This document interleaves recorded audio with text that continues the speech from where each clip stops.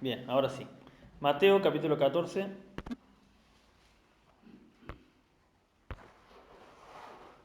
versículo 13 al 21. ¿Lo tienen? Leamos, dice, oyéndolo Jesús se apartó de allí en una barca a un lugar desierto y apartado, y cuando la gente lo oyó, le siguió a pie desde las ciudades.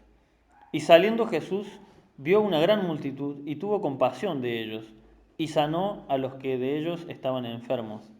Cuando anochecía, se acercaron a él sus discípulos diciendo, el lugar es desierto y la hora ya pasada. Despide a la multitud para que vayan por las aldeas y compren de comer. Jesús les dijo, no tienen necesidad de irse, dadles vosotros de comer. Y ellos dijeron, no tenemos aquí sino 5 panes y 2 peces. Él les dijo, traedlos acá. Entonces mandó a la gente recostarse sobre la hierba, y tomando los 5 panes y los 2 peces, y levantando los ojos al cielo, bendijo y partió, y dio los panes a los discípulos, y los discípulos a la multitud. Y comieron todos, y se saciaron, y, y recogieron lo que sobró de los pedazos, 12 cestas llenas. Y los que comieron fueron como 5.000 hombres, sin contar las mujeres y los niños. Amén. Continuamos entonces con el estudio de Mateo, ¿no? Del Evangelio de Mateo. Y hoy nos toca esta historia muy conocida de la alimentación de los 5.000. Y es una historia muy conocida y muy interesante, obviamente, ya que está relatada, es una de las pocas historias que está relatada en los 4 evangelios. Por lo general, la mayoría de las historias no están relatadas en los 4 evangelios. Algunos relatan unas, ahí por la mayoría están en Mateo y Marcos, seguro. Lucas recoge casi la mayoría de ellas, pero Juan se cuenta de una forma distinta. Y a veces hay historias que están contando en Mateo, pero no en Marcos, y sí en Juan, y así. Bueno, esta está relatada en absolutamente los 4 evangelios. Todos recogieron la misma historia. Porque es interesante porque normalmente no pasa. No sé si ustedes tienen ahí en la Biblia que tienen, hay algunas Biblias que tienen arriba señalizado en qué otras partes de la Biblia está esta misma historia. No sé si les figura a ustedes, en algunas Biblias sale, a mí me sale, está en Marcos 6, en Lucas 9 y en Juan 6 también. Bien, este es uno de los relatos bíblicos más conocidos. ¿Quién no conocía esta historia? Es raro no conocer la alimentación de los 5.000, ¿no? Y aparte se han hecho cientos, creo yo, de predicaciones de esto. Muchas veces he escuchado predicaciones sobre esta historia. Y al ser una historia tan conocida, podemos cometer un error bastante grave, que es darla por entendida. ¿No? Es muy común que hay historias bíblicas que las conocemos tan de memoria y las hemos escuchado tantas veces que nos podemos perder algunos detalles muy interesantes de esta historia. No tenemos que cometer ese error. Nunca tenemos que subestimar la palabra de Dios. Nunca tenemos que descartar ni ignorar ningún detallito de la palabra de Dios, porque siempre hay alguna enseñanza nueva. Y simplificarlo, en decir simplemente, bueno, es esta la historia y significa esto, puede hacer que nos perdamos mucha enseñanza de parte de Dios. La interpretación más simple, para no extendernos en la interpretación más simple, aunque también es válida, ¿sí? La interpretación más simple de esta historia es esta. Dios tiene el poder de proveer y multiplicar lo poco en mucho. ¿Sí? En tiempos de necesidad. Cuando tenemos un tiempo de necesidad, Dios puede multiplicar lo poco que tenemos, Dios puede hacer un gran milagro en tiempos de angustia. Esa interpretación es válida, no tiene absolutamente nada de malo, pero es básicamente la única interpretación que yo he visto que se saca de este pasaje. ¿Sí? Es más que nada, al menos lo que yo he escuchado, capaz que hay otros predicadores que no, pero siempre, yo veo que siempre se apunta al mismo punto, ¿no? De que Dios puede prosperar y proveer en tiempos de angustia. Y es verdad, acá nos está mostrando que con 5 panes y 2 peces, Dios los multiplicó y alimentó a más de 5.000 personas, porque dice 5.000 sin contar las mujeres y los niños. Y dicen los eruditos bíblicos que contando mujeres y niños tal vez haya llegado hasta 15 o 20.000 personas. Era un numerito. Entonces, esa es la interpretación más conocida.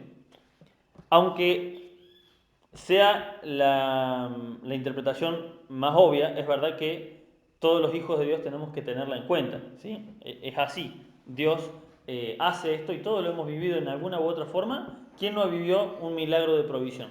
Todo el que tenga por lo menos unos añitos en el Evangelio, que sea un hijo de Dios, no digo alguien recién convertido, pero alguien que tenga unos añitos, seguro tiene alguna historia de provisión divina, ¿o no? ¿Sí? Yo, si me pongo a contar, no terminamos todas las tardes. Y eso que no tengo tantos años, tengo 35 años, no más. Hay gente que lleva una vida en el Evangelio y se puede pasar la vida contándote todas las veces que Dios ha provisto. A mí en lo particular, les cuento brevemente un testimonio, pero para no quedarnos simplemente en el hecho de que de decir sí, tenemos testimonio. Voy a contar un pequeño testimonio que no lo he contado acá. Pero el año pasado, cuando me engripé fuerte, que me agarró no sé si fue una neumonía o un principio de neumonía, eh, cuando me agarró, el día que me empecé a enfermar, yo simplemente sentí que era una recaída como cualquier gripe normal. Y yo fue el domingo que vine acá, el lunes estaba mal en casa y creo que fue el mismo lunes, fue el mismo domingo, que viene gente a casa, hermanos de la iglesia, y me dejan una ofrenda y me dicen, esto es para vos de parte del Señor. Era mucha plata para mí y yo no entendía el porqué. Yo simplemente tenía una gripe, ni se me ocurrió para qué podía ser esa plata. Y encima el negocio nos estaba yendo bien justo esta semana. Tenía un buen sustento y encima me llega esta ofrenda. Entonces hablo con Carla, con mi esposa, y les digo, ¿qué hacemos? ¿Sabes qué vamos a hacer? La vamos a guardar esta plata. Porque capaz que esta ofrenda no es para nosotros. Porque estamos bien económicamente. ¿Por qué el Señor nos mandaría una ofrenda ahora? ¿Mm? La vamos a guardar. Capaz que es que Dios quiere que la usemos para alguna otra cosa, para algún otro hermano, porque me hace ruido. Pero yo todavía estaba bien.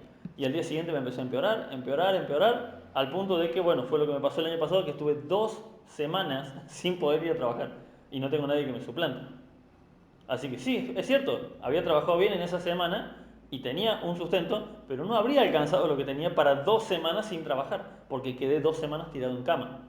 2 semanas que no podía ni moverme dentro de la casa de lo mal que estaba de los pulmones, no podía respirar, hablaba, caminaba 2 pasos y me agitaba. 2 semanas, miren ustedes lo que fue la provisión de Dios, de eso de que uno ni se imaginaba para qué sería. Y bueno, testimonios como ese seguramente todos tenemos. Yo he escuchado de muchos y estaría bueno algún día en alguna vigilia o en algo poder compartir los testimonios. Bien, así que aunque sea una interpretación simple y obvia que el Señor provee, es verdad y todos tenemos testimonios de esto. Pero el tema es que no es la única enseñanza que nos deja esta historia y ni de lejos es la más importante. Hay enseñanza más importante dentro de esto que acabamos de leer. Vamos a leer el versículo 13 nuevamente. Dice: oyéndolo Jesús se apartó de allí en una barca a un lugar desierto y apartado, y cuando la gente lo oyó, le siguió a pie desde las ciudades. Vemos que esto sucedió, dice al principio, dice oyéndolo Jesús. ¿Oyendo qué? Lo que estudiamos la semana pasada, que les vinieron a contar de que habían matado a Juan el Bautista. ¿Sí? ¿Se acuerdan? Entonces oyendo esto, oyendo de que le habían decapitado a Juan el Bautista. Eh, o sea, esto sucedió como consecuencia del informe que le hicieron a Jesús sobre esto. Y es lógico que hiciera lo que hizo. ¿Qué fue? ¿Mm? Irse. Irse de la ciudad. ¿Por qué? Porque recordemos que que Herodes estaba escuchando historias de Jesús en realidad y dijo, este es Juan el Bautista al que yo maté. Entonces, si se animaron a matar a Juan el Bautista, ¿qué creen que iban a querer hacer con Jesús? Obviamente era el siguiente en la lista, ¿sí? Si ya Herodías logró su cometido, ahora el siguiente era Jesús, ¿sí? Entonces hizo lo más prudente, que fue irse recordemos que el reinado que había dejado Herodes el Grande estaba partido, ¿se acuerda que lo explicamos? En Herodes Felipe, Antipas y el otro que no me acuerdo cómo se llama. Bien, acá Jesús estaba huyendo de Herodes Antipas, ¿sí? Se fue a otra localización donde, lejos del alcance de este hombre. Y esto nos demuestra algo muy importante, que la fe, ¿sí? La fe en la mano protectora de Dios no nos habilita para ser imprudentes. Jesús era Dios hecho hombre, ¿sí? Pero aún así huyó del peligro. Y no solamente acá, en varias oportunidades tenía que huir de las ciudades porque estaba escuchando a veces que lo querían coronar como rey, lo cual iba a generar una revuelta que iba a traer problemas. Y en otras oportunidades que lo querían matar. Entonces, ¿qué hacía? Se iba a otras ciudades. El hecho de que él fuera el Hijo de Dios, Dios hecho hombre, él seguía siendo el 100% humano, 100% Dios, pero también 100% humano, y él tenía que cuidar su ministerio. Su hora de morir, sabía que tenía que morir, pero su hora de morir no había llegado. ¿Sí? Él no estaba persiguiendo la hora de morir, todo lo contrario, estaba tratando de estirarla hasta que Dios cumpliera todo lo que tenía que cumplir. Entonces, la fe muchas veces que usamos no es una excusa para ser imprudente, como tampoco el peligro es una excusa para tener temor. ¿Sí? Cuando el peligro es inevitable, ahí podemos confiar en la mano protectora de Dios. Pero cuando el peligro es evitable, tenemos que evitarlo. ¿Sí? Una de las cosas que hoy en día vemos en el tema del feminismo moderno es que una de las cosas que más se reclama es que ellas tienen derecho, dice, las mujeres tienen derecho a ir a un boliche, emborracharse hasta las 4 o 5 de la mañana y volver a su casa caminando sin que les pase nada.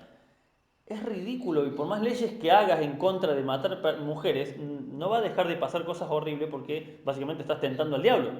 ¿Sí? Por más leyes que hagas, no te podés poner en ese peligro. Siendo una mujer sola, caminando, ebria, de noche hasta tu casa, lo más probable es que te pase algo porque desgraciadamente hay gente mala. ¿Sí? El hecho de que haya una ley que dice que no hay que hacerlo no quiere decir que no vaya a ser gente que lo vaya a hacer de todos modos. ¿Sí? Entonces el hecho de que Dios nos protege, el hecho de que tenemos sus promesas en la palabra de Dios, no nos da el derecho a exponernos a situaciones de peligro. ¿Se entiende? ¿O no se entendió? ¿Sí? Un solo sí escucha. Bien. Y otra cosa interesante, que ahora leemos de vuelta este pasaje, es que este pasaje va directamente contra una teoría que han formado ciertos predicadores. Dice, oyéndolo Jesús dice, se apartó de allí en una barca a un lugar desierto y apartado. Y cuando la gente lo oyó, dice, le siguió a pie desde las ciudades. Una teoría que escuché hace poco con respecto a Jesús es de que Jesús en realidad era rico y que el oficio de carpintero que le había dejado José, que en realidad el carpintero era muy bien pagado y que en realidad ya les había dejado medio un imperio, una cosa totalmente demente, porque cuando el mismo Señor Jesucristo dice yo no tengo ni dónde apoyar la cabeza, entonces era mentira. Por más carpintero que fuera José, tuvieron que pasar la noche en ¿dónde? Pues cuando nació Jesús, en un estable, en un establo, ¿sí? En un establo, o sea, en un lugar lleno de olor a caballo y cosas horribles. Entonces, no tiene sentido, no tiene ni pies ni cabeza. Y por lo que dicen los historiadores, aunque no dice la Biblia, José no se menciona más porque se entiende que muy probablemente ya hubiese fallecido, ¿sí? Ya hubiese muerto. Por eso no se lo menciona nunca más. Entonces no tiene sentido, no tiene ni pies ni cabeza esa teoría de que Jesús era rico. No sé si ustedes la escucharon. ¿Sí? ¿La escucharon? ¿No? Algunos sí, otros no. Bien, esa teoría es una locura, atenta contra muchos versículos bíblicos, pero ¿por qué atenta contra eso? Porque dice que oyendo a Jesús se fue a un lugar y la gente le siguió. ¿Qué se dice sobre todos estos lugares, esas veces que el Señor lo seguía a la gente? Dicen que eran como congresos de Jesús, como eventos que él organizaba. Entonces dicen, ¿cómo podía organizar eventos tan multitudinarios sin plata? Entonces Jesús tenía plata y ahí le buscan toda la... Una locura. Pero vemos acá que claramente dice que el Señor estaba ¿qué? Huyendo, estaba escapando a un lugar apartado. ¿Para qué? ¿Cuál era el motivo? Para poder seguir discipulando a sus seguidores, a sus discípulos, a los más íntimos. Perdón, pero ¿qué escuchan ustedes que escuchan ese tipo de enseñanzas? ¿Quién? Porque oye, creo que han escuchado Ah, no. ese tipo de enseñanzas pueden creer. No, no, no. Simplemente escuché esa teoría de alguien que obviamente ni siquiera es cristiano. Bien, no es que ando escuchando predicaciones raras, obviamente. Eh, bien, entonces, este pasaje claramente nos muestra de que el Señor no es que andaba haciendo eventos, sino que la gente lo seguía por quien Él mismo era. Y sobre todo, ya vamos a ver más adelante, por lo que Él mismo ofrecía. Versículo 14. Y saliendo Jesús, vio una gran multitud y tuvo compasión de ellos y sanó a los que de ellos estaban enfermos. Una pregunta, imagínense esto, ¿no? Vos te querés retirar después de una jornada de predicación y evangelismo te querés retirar a un lugar a descansar, tomarte un retiro espiritual solito. Y de golpe salís de tu casa y está lleno de gente del barrio pidiéndote ayuda. ¿Qué sentirías? ¿Cuál sería tu reacción? Yo sé cuál sería la mía. ¿Cuál sería tu reacción? Vos estás recansado, ya serviste, ya hiciste todo, y te apartás, te vas a un lugar lejano, y cuando te despertás, haces una siesta que te reconfortaste un poquito nomás, salís afuera, lleno de gente, todo el barrio viniéndote a pedir ayuda. Ayuda económica, ayuda de ora por mí, ayúdame con mis hijos, todos pidiéndote ayuda. ¿Qué sentirían? Seguramente. Lo más probable es que nos moleste. Lo más probable es que nos moleste. Y que como somos cristianos nos esforcemos por brindarles lo más que podamos, pero por dentro vamos a seguir molestos y eso va a llegar a que en algún momento terminemos actuando mal o contestándolos mal o echándolos de mala manera. ¿Sí? Por más cristiano que seamos, esa situación seguramente nos molestaría, nos causaría cierto rechazo. ¿A cuánto no les ha pasado? Y es un sentimiento contra el cual hay que pelear, ¿no? Porque Dios nos manda a ser compasivos, como Él es. Pero ¿cuántas veces les ha pasado que alguien se acercó, que vos sabés que es una persona que tiene todo, vos lo ves, y es un chico de 30 años, 20 algo, que su pierna funciona, su mano funciona, todo, y viene y pide plata? ¿No les ha pasado ese sentimiento de decir, loco, estás entero, no es que estás en silla de ruedas, anda a buscar un laburo? ¿Les ha pasado ese sentimiento? A mí sí. Y obviamente, precisamente en ese deber cristiano uno trata de esforzarse en hacer lo que el Señor dice, darle al que te pide. Obviamente lo que uno también le tiene que dar es un consejo, acercarle el Evangelio. Pero en nosotros es normal ese rechazo por la gente cuando te viene a pedir. Es normal. ¿Les ha pasado o no? ¿O soy el único? ¿O soy un monstruo? ¿Sí? Es normal. Bien, fíjense la reacción. ¿Cómo? ¿Soy el único? Bien. Fíjense la actitud de Jesús, ¿no? Porque la actitud de Jesús fue muy distinta a lo que nosotros seríamos. Por más que digan que soy el único, yo sé que vi varias cabezas asintiendo, así que sí. Eh, la reacción de Jesús fue muy distinta, ¿sí? Y él estaría mucho más cansado de lo que estábamos nosotros, seguramente, con todo lo que vimos que vivió. La actitud de Jesús dice que dice, tuvo compasión. Esta palabra compasión es una palabra en griego que se llama splanchnizomai, una palabra rarísima, ni la voy a deletrear, pero una cosa así. Esa palabra, que se tradujo por compasión, significa compasión. También significa lástima, pero tiene un significado más profundo que es un retorcer en las entrañas. ¿Sí? ¿Vieron cuando te muestran o que te pasan esos videos de esos niños en África que están totalmente desnutridos, muriéndose de hambre? ¿Qué te pasa en las entrañas? ¿Qué te pasa adentro? ¿No se te conmueve todo como que tenés ganas de llorar, tenés una impotencia, un nudo en el estómago? Una cosa horrible es lo que sentís, no en el mal sentido, sino que como que darías todo para que eso no pase. Harías lo que fuera para que esos niños no estén sufriendo, pero sabes que no puedes hacer nada y se te retuercen las tripas. Bueno, eso es exactamente lo que dice el original que sintió Jesús, un retorcer en las entrañas. Se conmovió de esa, no es que, ay, pobrecitos. No, no, o sea, fue un dolor interno de verdad, ¿sí? Fue algo muy, muy fuerte lo que sintió. Marcos, en el relato que hace Marcos, en Marcos capítulo 6, dice que los vio y tuvo compasión de ellos porque parecían ovejas que no tienen pastor. Y esa imagen es tristísima, porque ¿sabían ustedes que una oveja que no tiene pastor literalmente no sabe qué hacer? Las ovejas son animales muy dependientes. Y las ovejas no puedes encontrar, no es muy fácil, no es muy común poder encontrar ovejas silvestres andando solas, alimentándose solas. Lo más probable es que las termina depredando algún animal. No puede la oveja sola cuidarse sola, alimentarse sola, limpiarse sola. No puede, no sabe qué hacer.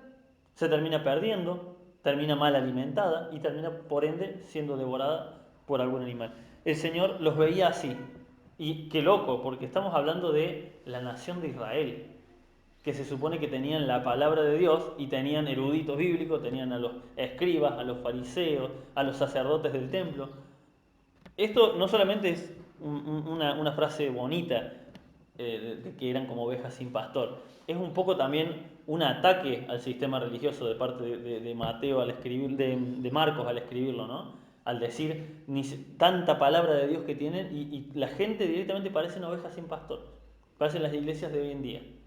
Vas a esas iglesias y todo es muy bonito, todo el Señor te quiere bendecir, pero no hay un pastor. Y cuando alguien dice, pastor, necesito que me ayude, tengo un problema familiar, no, yo no tengo tiempo para todas las ovejas. Hablen con mi secretaria, hablen. ¿Qué pasa? Son ovejas sin pastor, no tienen a quién acudir, ¿no? Bien, así los veía el Señor. Como ovejas dice que no tienen pastor, una imagen muy triste. Eso nos habla del maltrato religioso.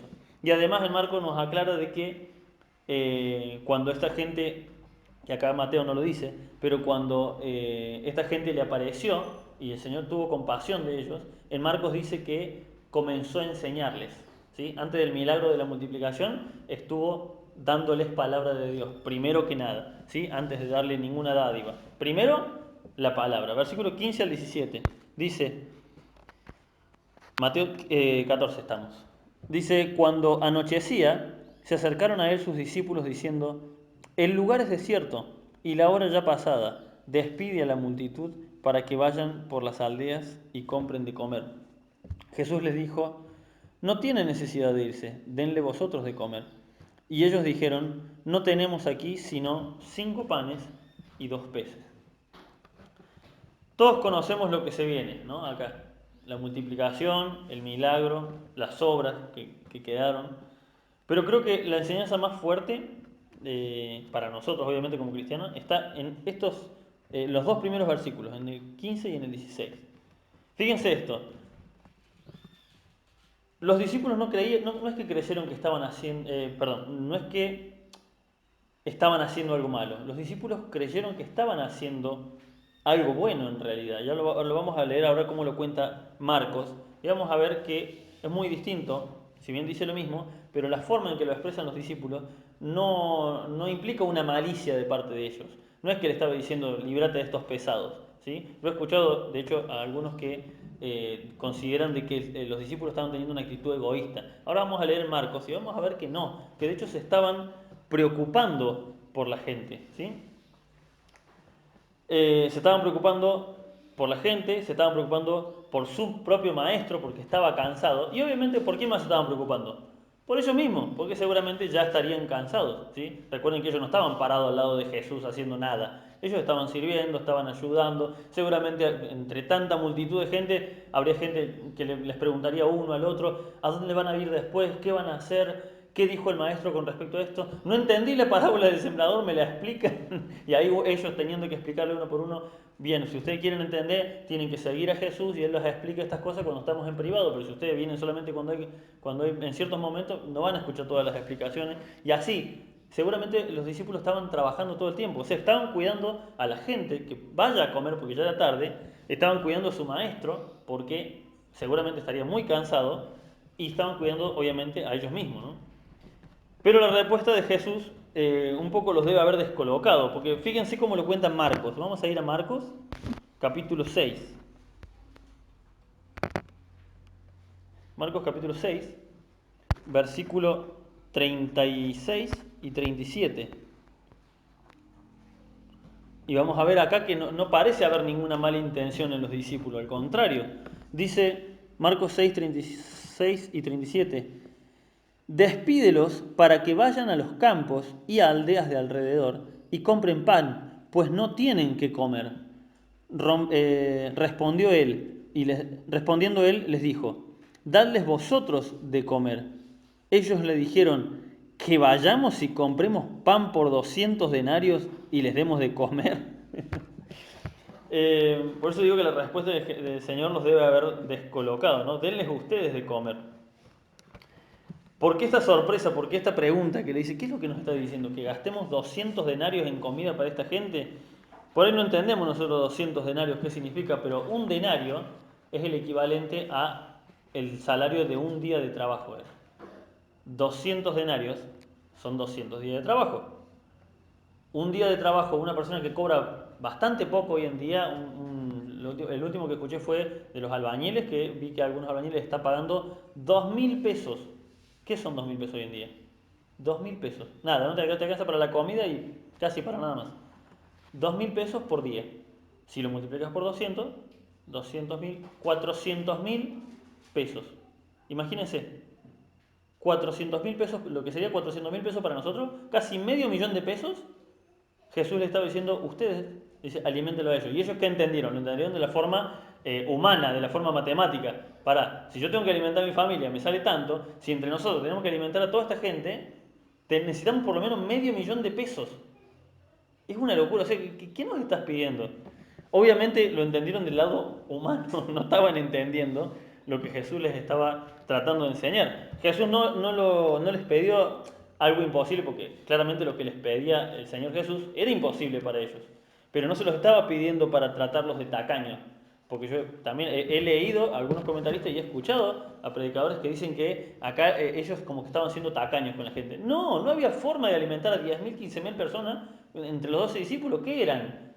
Pedro era pescador, 2, 3 de ellos eran pescadores, el otro un cobrador de impuestos que tendría plata pero tampoco tanto. Y así cada uno tenía sus oficios que eran oficios muy simples. No tenían, no había forma, no es que tenían la plata y se la estaban guardando, no tenían esa plata.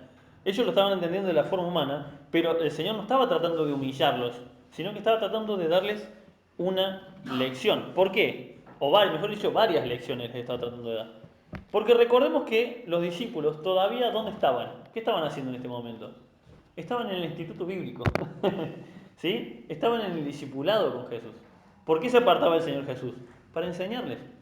¿Sí? Todavía el ministerio de ellos no había empezado. El ministerio de los discípulos empieza recién después de la resurrección de Jesús. Después de Pentecostés empieza el ministerio de verdad de ellos. Todo este tiempo, ¿qué estaba haciendo el Señor? Enseñándoles.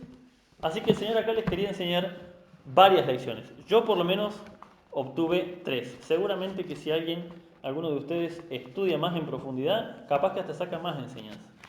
Porque es muy rico lo que hay acá. Pero yo solamente, de las que yo pude obtener, obtuve 3, que las vamos a repasar. La primera lección, ¿cuál fue? La más obvia, la que dije al principio. ¿Sí? Para Dios no hay nada imposible. Esa es una elección válida. ¿Sí? No tiene nada de malo.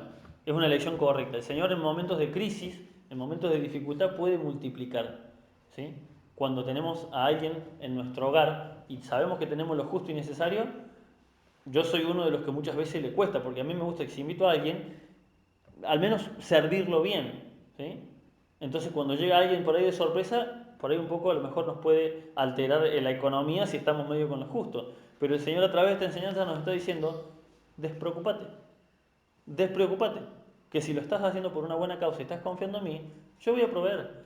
Y nos ha pasado de tener lo justo, que hay gente, terminamos de comer y encima sobra. No 12 canastas, pero sobra. ¿Les ha pasado a ustedes? Veo que varios. Así que esa es la primera enseñanza. Es verdad, Dios tiene el poder de lo imposible. Dios puede multiplicar en nuestra escasez. Pero no es la única enseñanza ni la más importante. La segunda es, y lo voy a decir así porque fíjense cómo les dice, volvamos a Mateo. Ellos le dicen al Señor Jesús, en Mateo 14:15 dice, cuando anochecía se acercaron a él sus discípulos diciéndole, el lugar es desierto y la hora ya pasada. Despide a la multitud para que vayan por las aldeas y compren. Bien, ¿qué estaban haciendo con Jesús los discípulos? Con la mejor intención, le estaban ordenando. Le estaban dando una orden. Con la mejor intención. Seguramente, porque vemos que ellos no tenían una mala intención. Tal vez la actitud no fue la correcta, pero la intención era buena. Ahora, ¿cuál era el problema? Que estaban tratando de ordenarle a Dios. Estaban tratando de decirle qué hacer o qué era lo correcto a Dios. Y cada vez que pasa esto, que pasa varias veces, que ellos les dicen algo, ¿sí? Como por ejemplo Pedro cuando le dice, no digas esto, esto que está diciendo está mal, no te va a pasar esto, no te vas a morir, tranquilo.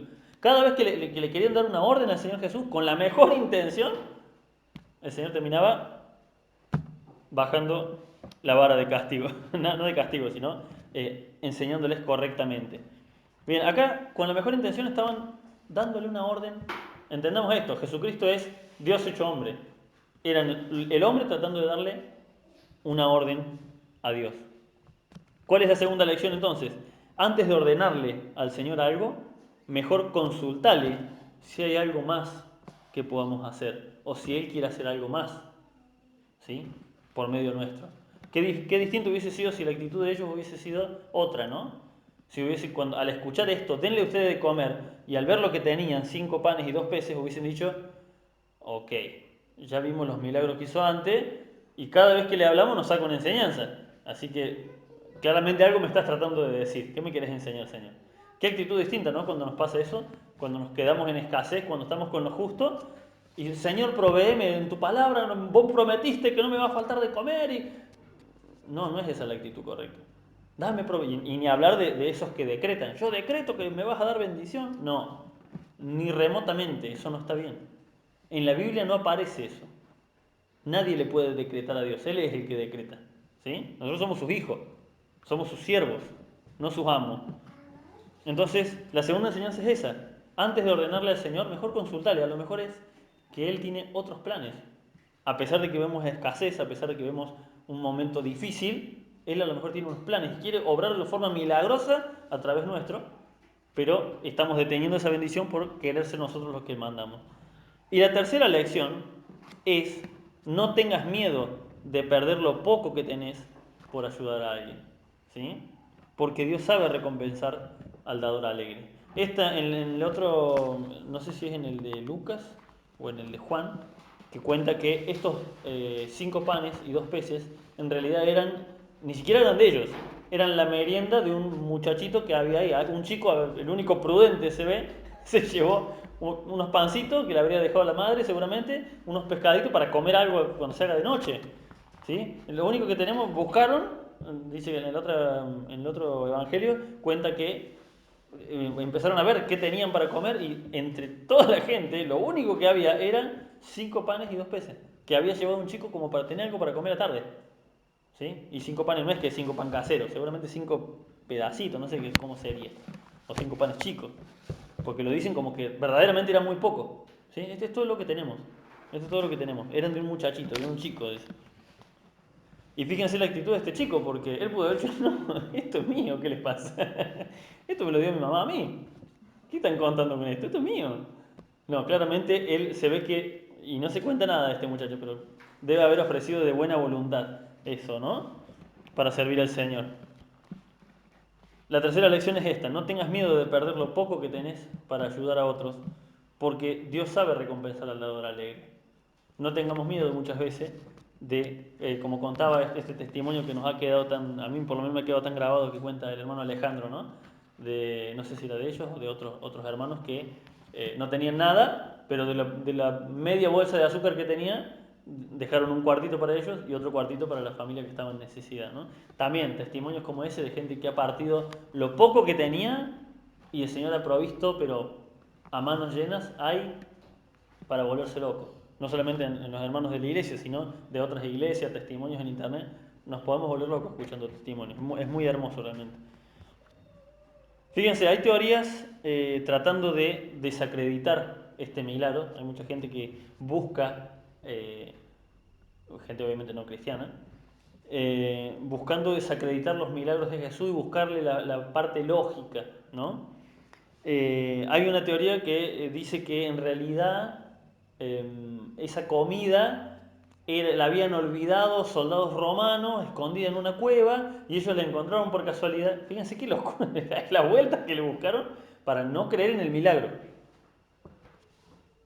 La otra es que, esta la verdad, mira, voy a creer la de los romanos más que esta, porque esta es más ridícula, de que en realidad este niño al mostrar esos panes y peces mostró tanta bondad que toda la gente sacó la comida que tenía escondida y por eso alcanzó para todos.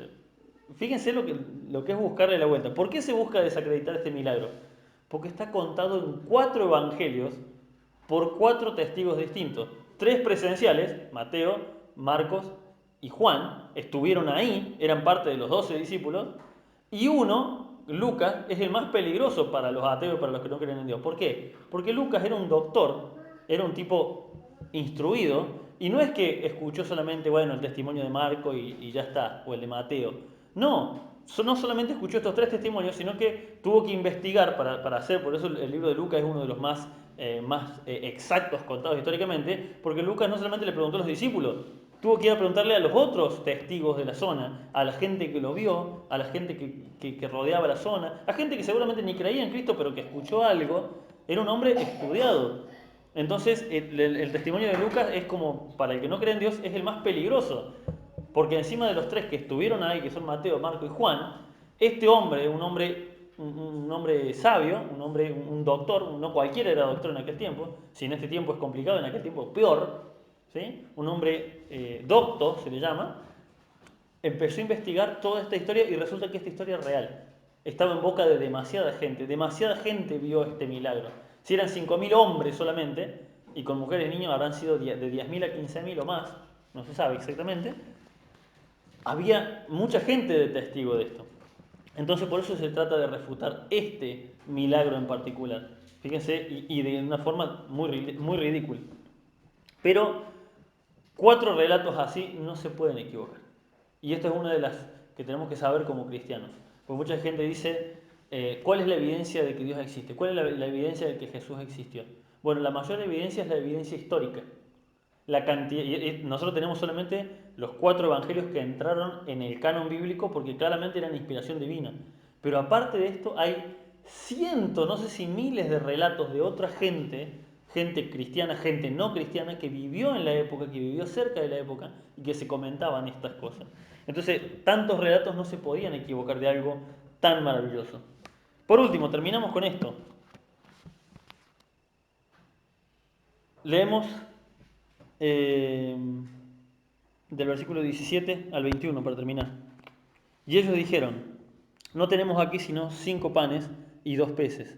Él les dijo, traédmelos acá. Entonces mandó a la gente recostarse sobre la hierba y tomando los 5 panes y los 2 peces y levantando los ojos al cielo bendijo y partió y dio los panes a los discípulos y los discípulos a la multitud. Y comieron todos y se saciaron y recogieron lo que sobró de los pedazos 12 cestas llenas, y los que comieron fueron como 5.000, sin contar las mujeres y los niños. ¿Cuántos, ¿Cuántas cestas recogieron? ¿Cuántos discípulos eran? Una cesta para cada uno sobró.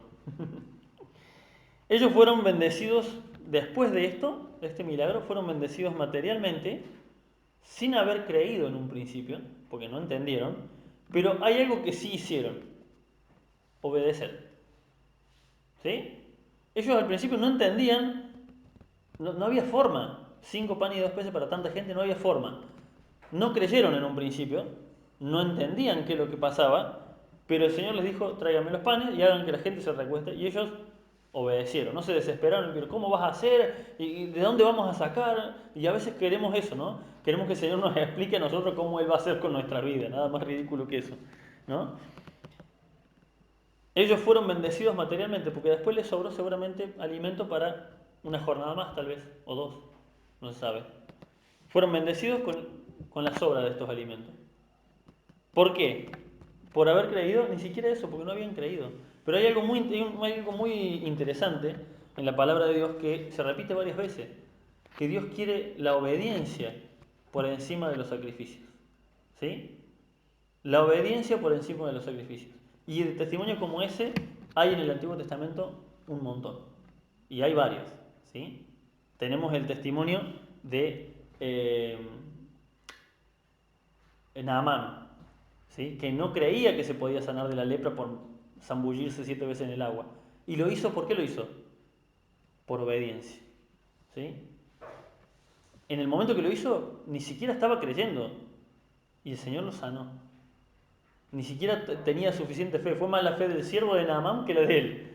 Pero por la obediencia fue sanado.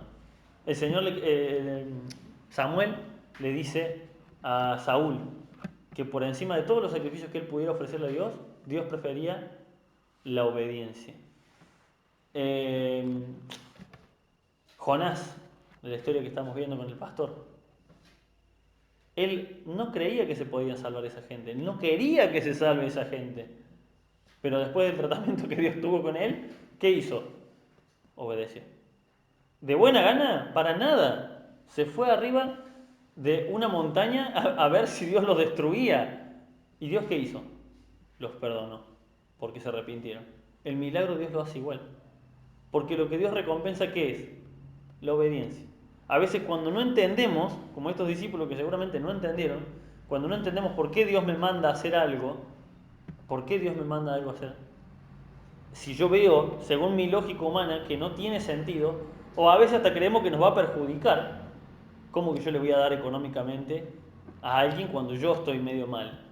Está bien, él está pasando hambre, pero yo tengo mi familia, tengo que sustentarme. Cuando tenemos ese pensamiento, ¿qué estamos haciendo? Estamos bloqueando la bendición de Dios. La estamos parando, la estamos deteniendo. Y el Señor obviamente quisiera que lo demos con alegría, pero les puedo asegurar que si aún lo hacemos solo por obediencia, el Señor tiene su recompensa, porque lo dejó en su palabra varias veces demostrado. Y esa recompensa seguramente nos va a demostrar para la próxima vez a confiar en Dios. Amén. Amén. El Señor les bendiga.